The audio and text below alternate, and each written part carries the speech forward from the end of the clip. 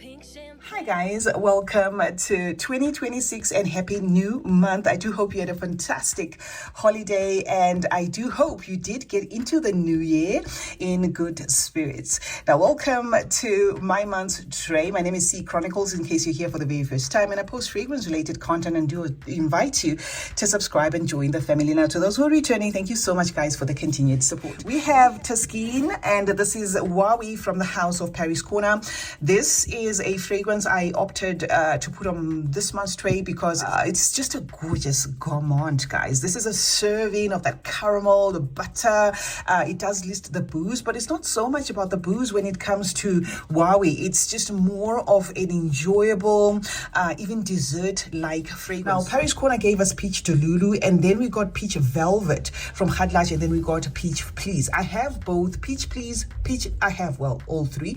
Peach Please, Peach Delulu, Peach Velvet. This and Peach Velvet are so concentrated that if at all you liked that Peach Delulu DNA and you felt, I wish you could do more, then you could either get the Zuproof Peach Please or that Peach Velvet by Hadlaj. Now, I mean, take note, I couldn't put both on my tray, so I chose Peach Please. This is a yummy nectarous peach and guava scent in a sweet caramel. It is very long lasting. I've never had the need to layer this with anything. It is a commitment actually wearing this fragrance. So yeah, for that reason, I thought to put it on this month's tray. I remember introducing Desert Dusk from the house of Orientica right here on YouTube. And I told you, I said, if at all there is an Orientica that impressed me, it's going to be Desert Dusk. Now, what do I mean by if at all there's an Orientica that impressed me? Orientica have given us smell-alikes to BR540. It was just one of those fragrances that you're like, oh, okay, here's another take to BR540. And then now they have a Delina smell-alike and. But with this one, guys, when I got it, nothing came to mind. I've seen people compare it to another 13, this Desert Dusk. I don't have Le Labo's another 30, but guys, this on its own is a beautiful lotiony, creamy, coconutty, musky, powdery scent. One of those elegant fragrances that are just going to make you smell good, okay? If you love musk, you're going to get a double dose of it in here. This has got that baby powder innocence thingy about it, beautiful, girly, delicate thing about it. So anyway, I think I've said enough about that one, okay? The freshness I'm going to get from Aromatic by Aromatics. This I chose because it is a green scent. It has a rosemary. It has lavender, if I'm not mistaken. It has some cedar, okay? So there's a lot of greenness happening in this fragrance, but it dries down to an intense, fresh, aromatic, I'm even going to say medicinal type of scent. So there are times when I feel like smelling that way. So I thought what better fragrance to pick for that particular mood, than Aromatic's Magnetic. This has been compared by some to Amouage Reflection Men. Some have compared it to YSL Myself for men, but I am just talking about it in its own capacity, guys. If that helps, I hope it does. Okay, I don't know why and how I forgot that I had Al Saf in my collection. This is a loud cinnamon scent that I haven't used in a while. There's a lot of woods, okay, to this spicy cinnamon, that sort of thing. And it is going to present itself immediately as a warm fragrance, something that is popular for frag heads in the Christmas season, warm, spicy cinnamon fragrances that remind them of even hot cross buns, that sort of thing. That's what you're going to get from this fragrance, guys. It does have a masculine chord to it, so it's not completely one that I would call pretty, but it's a heavyweight, it's long lasting, and it's for those days that I just want to wear something that's warm and deep and spicy, okay? This, I think, has been compared to Spice Bomb Extreme for men or something like that, but I again am talking about it in its own capacity, okay? And then for the florals, I chose this one. This is another one that was buried in my collection. I think I thought I had finished the fragrance, but during my dusting, I realized that no, I still have it. And I think there's about 20 or 30 mils left, which is going to be a month's use or two, considering that I'm going to pair it with other fragrances. If it was just me wearing this alone, it would definitely be done or gone within a few, maybe 2-3 weeks.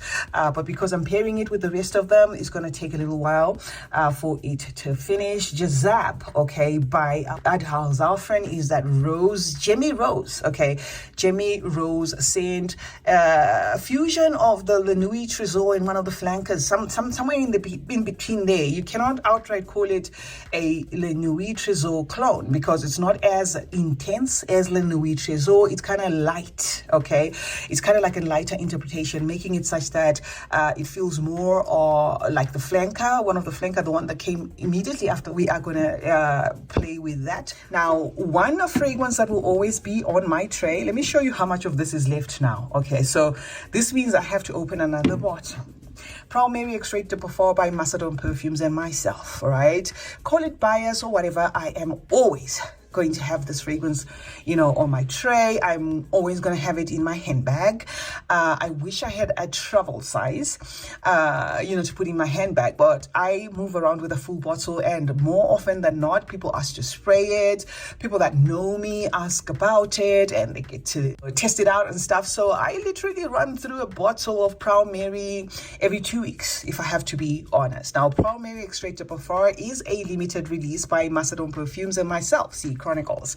It comes in 120 ml and it's an extrait de parfum. In this fragrance, guys, we're going for something that's going to be an all-rounder, a fragrance that's going to infuse a lot of notes, but without anything particularly sticking out. So if you're looking for something sweet, Proud Mary Extrait de Parfum is going to give you that in its sweet vanilla and its sweet tonka. If you're looking for something fruity, you're going to get that in how it opens up with that bright and happy pineapple and getting into mixed fruits, which some have said feel like a touch of dates. You know, that's how the sweet dried fruits are gonna feel like raisins in a bottle.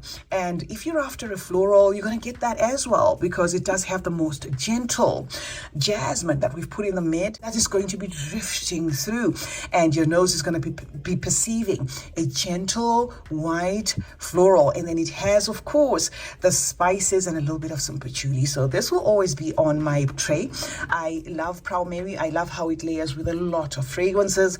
I love how it is easy to carry. I love how elegant it is. I love how luxurious it feels, and I love how inoffensive it feels. So nafsi. Second from the last, guys, is going to be Prodigy. Fragrance, I told you I wish I had gotten early. I know it's not a new release from Paris Corner. It's been about the block for a while, but boy, oh boy, when I opened this to review it for you, I was like, wow. This is an amazing fragrance, guys. It's sweet, it's subtle, it's elegant, it's classy, it's a floral, it's got the citrus, it's got everything that's beautiful. It's been likened to Jazab Alex II, and I can see why. In as much as I don't have that fragrance, I can see why.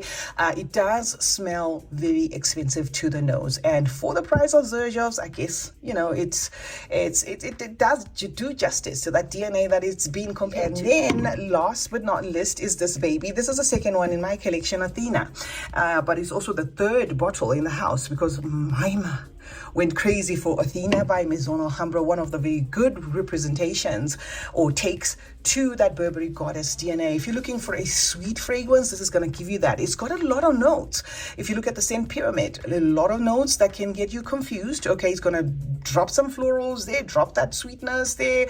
Can't remember whether it has the lavender and stuff, but it arrives at that beautiful caramelized vanilla. In as much as it doesn't list a note of caramel, there's a sweetness, you know, to Athena that is reminiscent to some or how some fragrances with a note of caramel vibe. So it is a beautiful one. It's a pretty one, long-lasting one as well. I think this is a 2024 composition. It's called Athena from Maison Alhambra. So yeah, that is my lineup, guys, for the month of January 2026. I can't believe, guys, how fast the years are going. We're almost getting to 2030, and it's, I don't know, guys.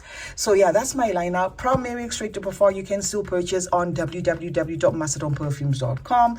You can use my code C15 at checkout for a discount, and I have put this one as an all-rounder because it is a one fragrance that I can wear in any mood. And then Athena I chose for the sweetness and that vanilla dose. For a flawless luxurious scent, I chose Prodigy. For a green fresh scent, I chose Nibs Magnetic. And then for the floral, I chose that rose. Gourmand, I went with Peach Please and Wowie. And then for the musk, I went with Orientica Desert Dust. So that's my tray, guys, for the month of January. Thank you so much for joining me today. Remember to turn on post notifications. That way you get to be notified anytime I upload a video. Like and share this one. And remember that smelling good is a form of good manners. Cheers.